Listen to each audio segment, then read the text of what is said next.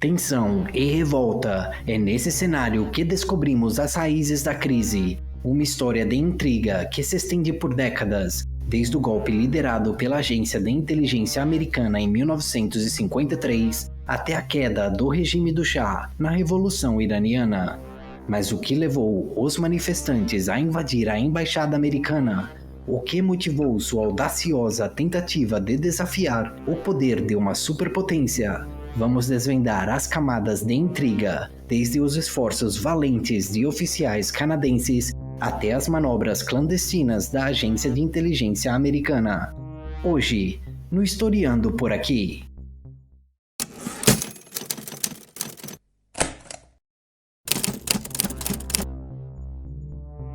Em 1953, as agências de inteligência dos Estados Unidos e do Reino Unido orquestraram um golpe de Estado no Irã, conhecido como Operação Ajax, para depor o primeiro-ministro Mohammad Mossadegh, que buscava nacionalizar a indústria petrolífera do Irã. Isso permitiu a Mohammad Reza Pahlavi, o Shah, consolidar o poder como monarca absoluto, apoiado pelos Estados Unidos. O reinado do Shah foi marcado pela supressão da dissidência e o apoio americano, incluindo o treinamento da polícia secreta iraniana. No entanto, o descontentamento cresceu ao longo das décadas seguintes, culminando na Revolução Iraniana de 1979, que derrubou o regime do Shah e estabeleceu uma república islâmica. Na véspera da Revolução Iraniana, a administração do presidente Jimmy Carter enfrentou tensões crescentes com os iranianos anti-Shah. Apesar dos esforços para estabelecer uma nova relação com o governo emergente do Irã e manter a cooperação militar, permitir que o Shah buscasse tratamento nos Estados Unidos aumentou o sentimento anti-americano entre os revolucionários. Rumores de um golpe apoiado pelos Estados Unidos para reinstalar o Shah intensificaram a desconfiança, alimentada pela retórica de Ayatollah Khomeini contra o Grande Satã.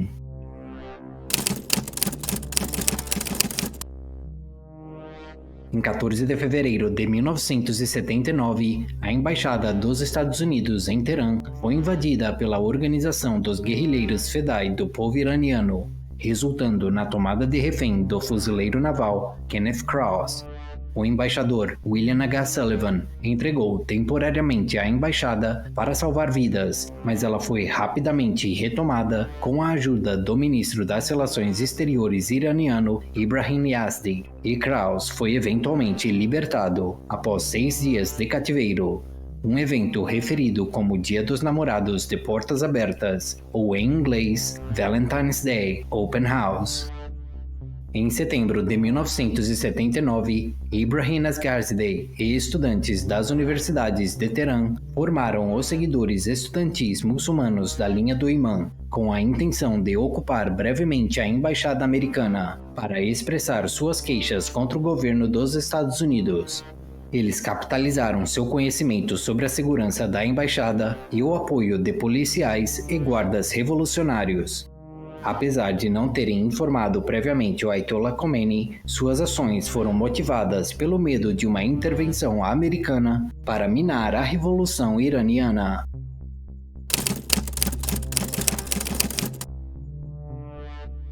Em 4 de novembro de 1979, grupos de estudantes iranianos alinhados com Khomeini realizaram uma manifestação fora da Embaixada dos Estados Unidos, que escalou para uma tomada. Inicialmente planejada como uma ação simbólica, os estudantes invadiram os portões da embaixada, mas recuaram quando encontraram resistência armada. No entanto, como os guardas não usaram força letal e uma multidão favorável se reuniu, a ocupação se intensificou. Khomeini endossou a tomada, chamando-a de a Segunda Revolução, e a embaixada de Covil de Espiões. Reféns, incluindo fuzileiros navais e funcionários da embaixada, foram capturados, enquanto 6 diplomatas conseguiram buscar refúgio em outras embaixadas e eventualmente escaparam com a assistência canadense.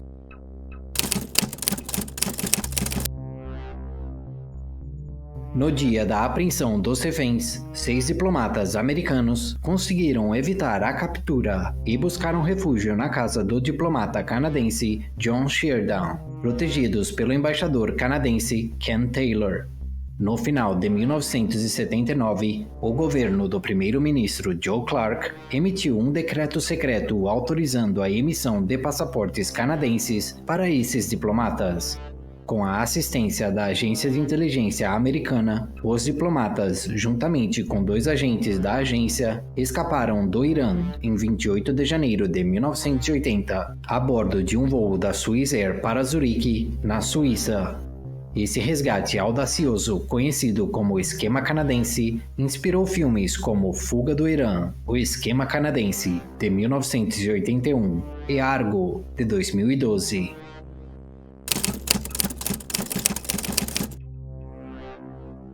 A ocupação da Embaixada dos Estados Unidos em Teherã, em novembro de 1979, tinha como objetivo tanto protestar contra a presença do Shah nos Estados Unidos, quanto impedir a normalização das relações do governo provisório com a América. Inicialmente destinada a uma ocupação curta, ela se estendeu devido ao amplo apoio e ao endosso de Khomeini. Fatores como a resposta do presidente Carter e a política interna do Irã influenciaram sua duração. A crise visava unir os iranianos e fortalecer o novo regime contra elementos liberais. A crise também gerou uma colaboração entre facções esquerdistas e islamistas, ambas anti-americanas. Khomeini capitalizou a crise para avançar sua agenda teocrática, desviar críticas e consolidar o poder. A tentativa fracassada de resgate americana e a dinâmica política também prolongaram a crise. Após a crise, as lutas de poder se intensificaram, com as forças teocráticas prevalecendo sobre as esquerdistas.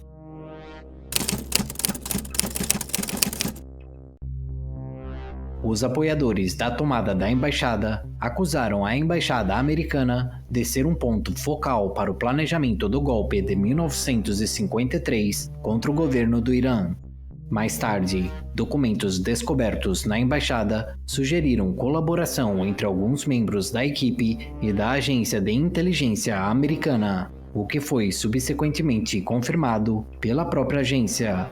Para substanciar as alegações de interferência dos Estados Unidos, grupos revolucionários apresentaram documentos secretos supostamente obtidos da embaixada, meticulosamente reconstruídos após terem sido fragmentados.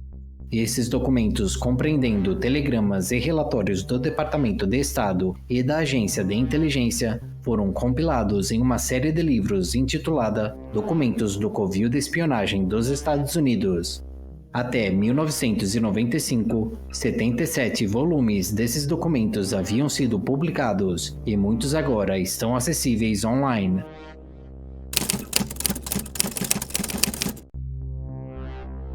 A situação dos reféns no Irã envolveu a libertação de certos indivíduos, incluindo mulheres e afro-americanos, em novembro de 1979. O embaixador dos Estados Unidos no Líbano afirmou que a Organização para a Libertação da Palestina ajudou a garantir a libertação de 13 reféns. No entanto, alguns não foram libertados até muito depois, sofrendo tratamentos severos, incluindo espancamentos, confinamento solitário e ameaças de violência. Apesar da propaganda iraniana retratar os reféns como hóspedes bem tratados, suas experiências reais foram marcadas pelo medo e sofrimento. Inicialmente mantidos na embaixada, os reféns foram posteriormente dispersos pelo Irã para evitar tentativas de resgate. Eles suportaram várias formas de maus-tratos, incluindo espancamentos, roubo e tormento psicológico. Apesar dos esforços para ajudar os reféns, como o do embaixador canadense Ken Taylor, o sofrimento continuou por 444 dias, até a libertação em janeiro de 1981. A crise dos reféns desencadeou um aumento do patriotismo nos Estados Unidos, com amplo apoio demonstrado pelos captivos. O presidente Carter empregou medidas econômicas e diplomáticas para pressionar o Irã, mas as negociações frequentemente falharam devido a obstáculos de última hora do líder iraniano Ayatollah Khomeini. O episódio levou a uma reação contra os iranianos nos Estados Unidos, com muitos iranianos americanos enfrentando discriminação e hostilidade. A crise teve um impacto profundo na sociedade americana, promovendo um senso de união e determinação para garantir o retorno seguro dos reféns.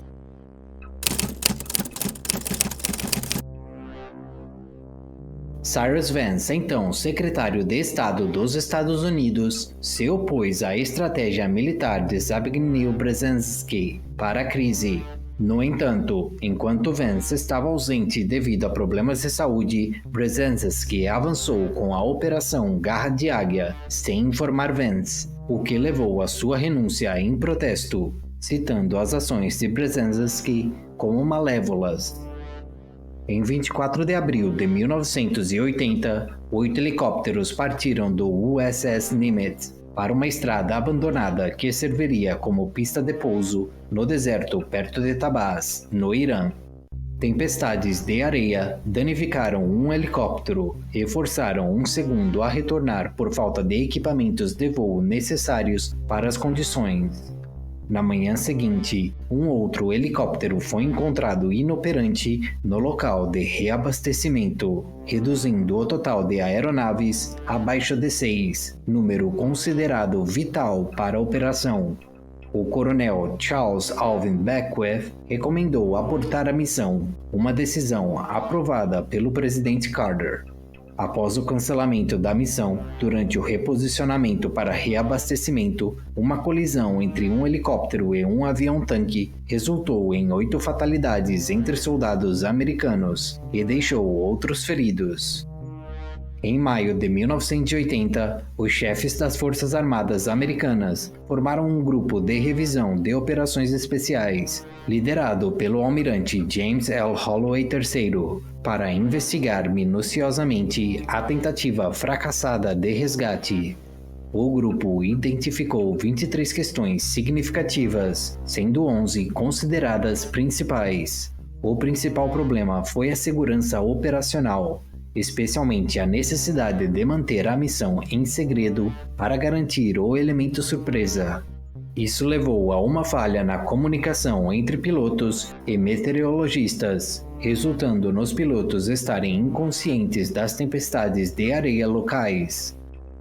O fracasso da operação levou à criação do Regimento de Aviação de Operações Especiais 160 para se especializar em operações de helicóptero. O prestígio de Ayatollah Khomeini no Irã após o fracasso da missão foi reforçado, e autoridades iranianas que advogavam pela libertação dos reféns, como o presidente Bani Sadr, foram enfraquecidas. Nos Estados Unidos, a posição política do presidente Carter sofreu após abordar o fracasso na televisão, acabando com suas chances de reeleição. Uma segunda tentativa de resgate, que nunca foi executada, envolveu planos para utilizar aeronaves YMC-130H Hércules altamente modificadas. Essas aeronaves seriam equipadas com propulsores de foguete para permitir pousos e decolagens extremamente curtos no estádio de futebol Shahid Shirudi, próximo à embaixada.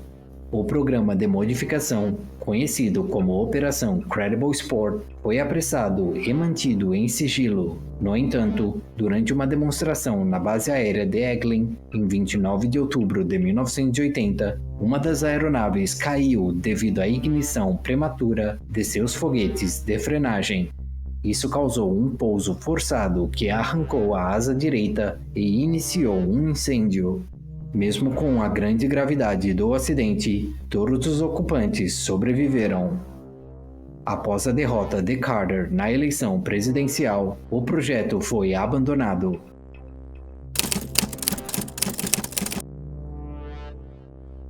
Após a assinatura dos Acordos de Argel em 19 de janeiro de 1981, marcando o término das negociações, os reféns americanos restantes foram libertados. Isso ocorreu pouco após a posse de Ronald Reagan como presidente, enquanto o mesmo dava seu discurso de posse. Os reféns, num total de 52, foram transportados de Teherã para Argel a bordo de um Boeing 727-200 da Air Algéria, onde foram formalmente transferidos para Warren M. Christopher, o representante dos Estados Unidos, em agradecimento à assistência da Argélia na resolução da crise. De lá, foram levados para a Alemanha Ocidental e posteriormente para um hospital da Força Aérea em Wiesbaden para exames médicos e debriefings, onde foram recebidos pelo ex-presidente Carter. Após uma parada na Irlanda, os reféns chegaram à base da Guarda Nacional Aérea de Stewart, em Nova York, onde foram recebidos calorosamente. Eles então viajaram para a Academia Militar dos Estados Unidos em West Point, hospedando-se no Hotel Tire por 3 dias, em meio às celebrações. 10 dias depois, foram homenageados com um desfile com chuva de papel picado pela Canyon of Heroes, na cidade de Nova York. Menos de um ano após o início da crise dos reféns, o Iraque invadiu o Irã, impulsionado pela significativa deterioração nas relações entre os Estados Unidos e o Irã. A hostilidade dos Estados Unidos em relação ao Irã durante este período levou ao apoio ao Iraque, incluindo o fornecimento de ajuda militar, intensificando o sentimento anti-americano dentro do Irã. Apesar do fracasso da crise para o Irã e seu impacto negativo no apoio internacional à sua guerra contra o Iraque, os sentimentos anti-americanos e a imagem de certos políticos iranianos foram fortalecidos, alterando também a abordagem de Ayatollah Khomeini em relação à revolução.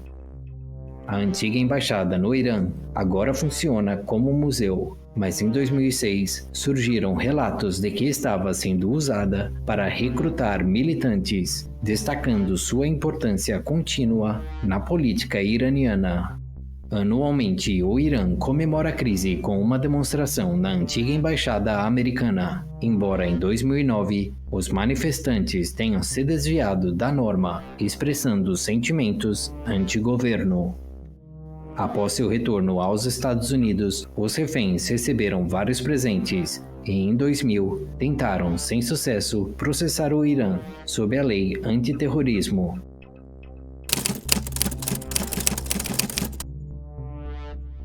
Os Estados Unidos e o Irã romperam os laços diplomáticos formais após a crise dos reféns. O Irã designou a Argélia como sua potência protetora nos Estados Unidos, transferindo posteriormente o papel para o Paquistão em 1992. Em troca, os americanos escolheram a Suíça como sua potência protetora no Irã. Atualmente, as relações diplomáticas são mantidas por meio da seção de interesse do Irã na Embaixada do Paquistão e da seção de interesse dos Estados Unidos na Embaixada da Suíça, em suas respectivas capitais. Se você quer ajudar o canal a crescer, não esqueça de curtir, se inscrever e ativar o sininho de notificações. Vejo vocês na próxima vez que estivermos historiando por aqui.